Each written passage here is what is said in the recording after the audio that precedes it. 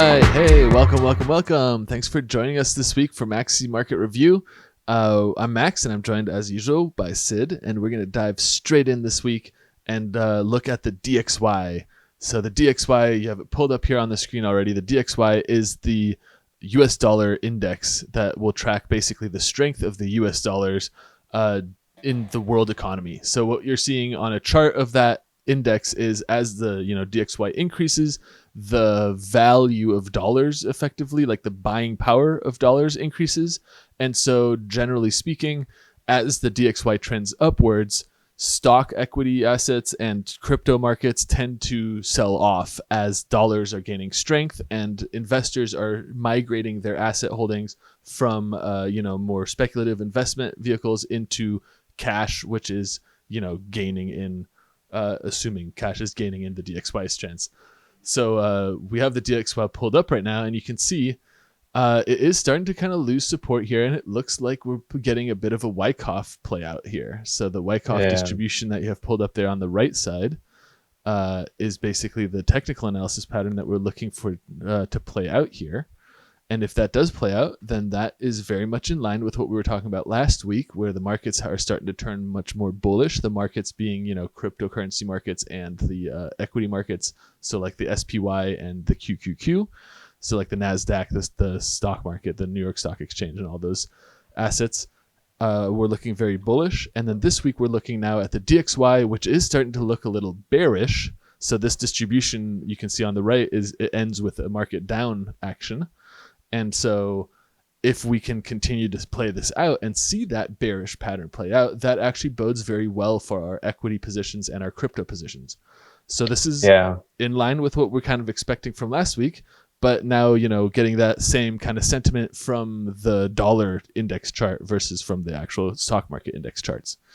Yeah. So, I mean, even if the DXY doesn't start the extreme markdown phase, but even if it drops here, and it seems like it could just be like ranging, then even if we don't get the markdown range, then this whole zone is just, it's just been bouncing around in this range for since 2023. Yeah. But even that would be good for risk on assets like stocks and crypto. Like both are just considered risk assets. Yeah, exactly. But if we do get something like distribution here, and then we get an aggressive sell-off, then we're going to see both those the stock and crypto markets pump a lot. Yeah. So for the week, the current candle looks pretty bearish there. Yeah, it looks pretty bearish yet. So let's not make too many decisions off of an open weekly candle. But the previous weekly close was definitely like a little bit of a doge there, and a little bit of a doji, and right below the strength band too. I would consider that a bearish indication as well. Yeah, totally. And the stock RSI is it's got plenty of room to move down still. It's got a lot of room. I wouldn't call that oversold by any stretch of the imagination. No. So, and also the monthly just closed, and that seems like a double top. A little it's making a lower McDonald's high there. golden arch. It also looks like a bit of you're seeing a little bit there in the chart, a little bit like lower highs and then lower lows too. Like if you want to see, and that's generally downtrend. So while it's still on the green side there, it does look like we're getting to a point where we may be losing that support, which obviously then if our Wyckoff plays out on the weekly, that absolutely will, see our monthly chart start to dip below our strength band as well, which all of that is great for our risk assets. Exactly. So that's fun. And speaking of risk assets, as these markets are turning more bullish, there is the short squeezes kind of back on. So I feel like people at this point are probably old enough to be nostalgic for the whole GameStop short squeeze that was led by the Roaring Kitty or Deep Fucking Value back in that was back in 2020. It was let's look at the chart. 2021, the beginning of 2021. Yeah, we had a big short squeeze there. So this was a huge social event on the internet that really rallied retail investors to participate in a short squeeze. at a pretty massive scale, much larger than had previously been like seen, I would say, in the retail crowd at least. Like short squeezes aren't anything new, but short squeezes led by retail was kind of like the big narrative change during the first GameStop squeeze. And you can see here that big blue like trend line there very recently broke. Our trading buddy is printing bull, is flipping to green. And it's looking like we're getting ripe for a squeeze right as we're also feeling maybe a little nostalgic for that insanity again. Yeah, because like he did come back on Twitter right that's when true. Yeah, that's so the user who was kind of like the champion behind all the rallying cries for the retail investors. His screen name is Roaring Kitty. And so he recently became active again after like 3 years or something of inactivity. And basically, and it's funny, like it coincides with us like watching the chart too, because like you can see like basically our indicator, like the last time around, this was in 2020, it had printed signal bull, and then the bands had flipped green in 2020 to go match the bull's signal, and that's before the takeoff. You know what I mean? 1,000% before the top. Yeah, exactly. Like even if you like mark it from here all the way to 18,000%. Okay. Yeah, 18,000%. Insane. You know, that would have been your like profit. So I mean, and then of course it went into a bear signal with the red band, and then it was in this downtrend, and then this was like the trend line. Yeah, for 3 years, and then it just broke the trend line, but also our indicator like signal bull. Yeah. And now the bands have also changed color to match the print. So we have a green band. And look at that huge candle wick there too. There's absolutely still an appetite, I would say, especially within the retail crowd, for this kind of play. Like people are very much interested in participating in this, and there is a sense of community behind all the memes, like apes together strong. It's fun, and it binds the retail crowd together in a way that just other trading does not. So this is a really fun kind of thing to see out again. So GameStop absolutely kind of coming back onto the scene here, not just on the chart side of things, but also on the social media side with the rallying cry leader kind of back in action. And then very clearly when he started going live again, and those you look at that wick, like that huge candle, and this is the monthly too, and it's like the price is closed above it's not closed, we still have like a month ago, we got a big, but like it does, but the price is above the band right now. It definitely shot up on the monthly right after breaking the trend line too. Exactly. And if this also flips if we get a bull signal on the monthly with the weekly, then it just means that we're definitely gonna like see it pump to God knows what. Like I hope we get like something close to what we had last time, because that was what, like 18,000% or whatever. I think, how many X's is that? Right. Yeah, that's what is that? 1,800 X. That's crazy. Well, I have a bag. I bought right here, so I'm massively up already. I bought there, and then I sold some during that spike. And then on the way back down, I bought some. So I'm still like, I'm back in, and I'm like pretty much break even from my rebuy. But the first buy, I think I made like 130% or something ridiculous. Yeah, which same here. Which there's no reason why within one of these short squeezes, there's no reason why you can't see that type of insanity happen again. Even though maybe there isn't quite as much short interest outstanding at the moment, there absolutely still is a lot of short interest. And the interest rates go up very quickly. And to be kind of blunt about, the fail safes and the way that the short squeeze affected like hedge funds and non-retail investors in the space, nothing was changed about that in the wake of the squeeze the first time. Sure, they called people into Congress, we talked, we asked them questions, they answered, and that was it. Like nothing changed, no laws were made, nothing was amended. So there's no reason why that can't play out exactly the same way again. And that also means, keep your wits about you. Maybe be aware that the game does change when the markets start to move. They can turn off the trading or your access to making orders, and that happened in the past too. So so we always advise to risk manage. You know what I mean? I understand this is a short squeeze, but we're looking at it from a chart perspective, and we always trade the chart. So once we start seeing that the trend flips or the chart looks stopped, we take profit.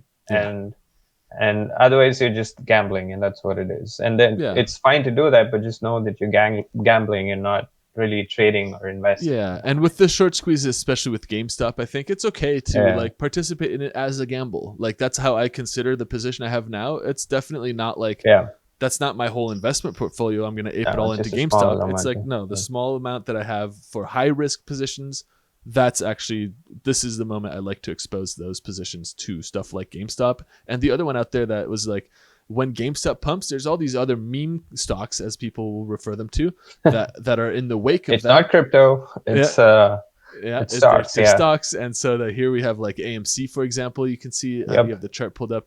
AMC That's the daily. We had a bull signal way before the pump, actually. Yeah, way before. That's a big old. And then I think it started pumping the same day, around the same time GameStop also started pumping. Yeah. So AMC it doesn't look quite as bullish on the chart here, but it's still one of those meme stocks. And we do think that especially similar to how kind of Bitcoin leads the charge for the entire crypto market, I would say GME leads the charge in the meme stock hype cycles. So if that hype is back on GME, then I would also say the odds of it being back on AMC are quite high. Yeah, because looking at the chart, GameStop, remember we got this bull signal. Yep. And with our indicator, signaling bull, but AMC is still in a bear. See, it's bear, and then it's still red. So this needs to switch to a bull signal, and only then we can say that then it has more juice worth to squeeze. More juice to squeeze, exactly. Yeah. So it will go up, but just from a chart perspective, it's probably not. Yeah, GME is the better play. So we've definitely biased much heavier into GME than into AMC. Exactly. But bringing up AMC as an aside to mention that GME is kind of the leader of this whole meme coin, or I'm sorry, meme stock movement. And so there's other stocks like I think BlackBerry, Carvana, BlackBerry. Yeah, so we'll definitely keep our eyes on that whole meme stock radar. But right now I think keeping your eyes peeled on GameStop to kind of get the true north of what's going on in the meme market there. But with the DXY moving the way it's been moving, so starting to look like it's going to drop a bit, that clears the way for bullish market activity in the risk assets. And what's a more risky risk asset than a meme stock? So it's definitely kind of aligning the stars a little bit and giving us the signals here that we might be getting a short squeeze.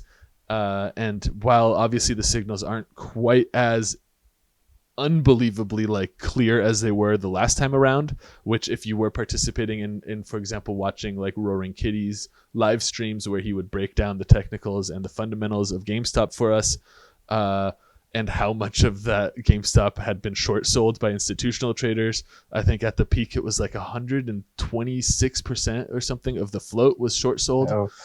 Some insanity where it's I don't understand how that's even legal in the United States markets, but it is. The fact that you're able to sell more shares than even exist of a company just to drive their share price down, absurd. Doesn't make sense. Absurd. But here we are. Like I said, nothing's changed.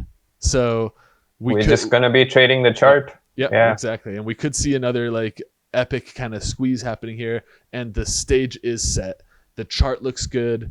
The DXY looks weakening. And the players who rallied the troops last time around are back on the scene, posting cryptic ape images and whatever it is. Like, people love that nonsense. And like, we're going to keep watching the chart, not so much the meme feed over there from Roaring Kitty, although we do appreciate that he's back and rallying the troops. But yeah, he did. I think he did share his position. Like, if I remember, let's see. So he has, I'm looking at a post. Let's see. He's up $85 million today because he had a bunch of calls worth how much? I don't remember what his, like, the amount of calls that he had. But oh yeah, it says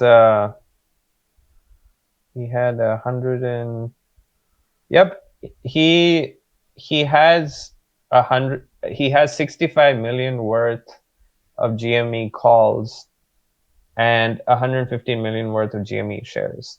I guess he has both, so that like he's also hedged if he needs to exercise or whatever. Yeah, that's great. Smart. So he's basically covering his own calls. Yeah, he's covering his own calls. Brilliant. So. I mean, that's low risk investment. So like call option and option trading in general, especially naked option trading, can be insanely lucrative and insanely costly. It's a very, very volatile market. And so, it's easy to kind of like see that $60 million in call options and be like, oh, I should ape into options. But let's not forget he's also holding the counterpart of that in shares. And 115 million worth of shares and 65 million in calls. So he shares position. So I mean, it all, but we're just trading the chart like we always say, like, it just, we happen to see this, but we've been watching the chart for some time. Yeah. Yeah, and unlike him, we're not only watching GME. I feel like he very, very closely follows very much GME, and he's a lot more informed by fundamentals than he is by exclusively chart. Like, he doesn't technical analysis. Yeah. So that's great. I mean, for each their own. And so for us, we're going to keep following the chart, and the chart is starting to look solid. So in this week, let's see what happens, and when we'll be back next week to see how this stuff plays out, or how it continues to play out rather, and how we'll let you know how we've played it. If you want to know that kind of stuff before the videos go live and like participate in these discussions in real time, jump on over to maxi.io and sign up. We have a membership plan. We have a private Discord where we talk about all of our moves, and we'll it's a great place to bounce your own ideas off of us and other traders in there to see maybe get some feedback basically before you do moves. And then we're also always posting in real time what we're making our position shifts in there, so that way it's first of all it's real time, and second of all it's nice to have like a litmus test for your own stuff, so you're not doing this stuff in a vacuum, and you have a little bit of a feedback there. Also, the indicator that you see us using with the bull and the bear signals here, that's been calling a lot of our calls. It's part of that subscription, that membership. So you'd have access to the indicator, access to the private chat, and all of this is obviously free for the first month to try out. So if this sounds like something you'd be interested in testing out for yourself, we'd love to see you join up. If not, thanks for watching the videos, and we'll see you next time.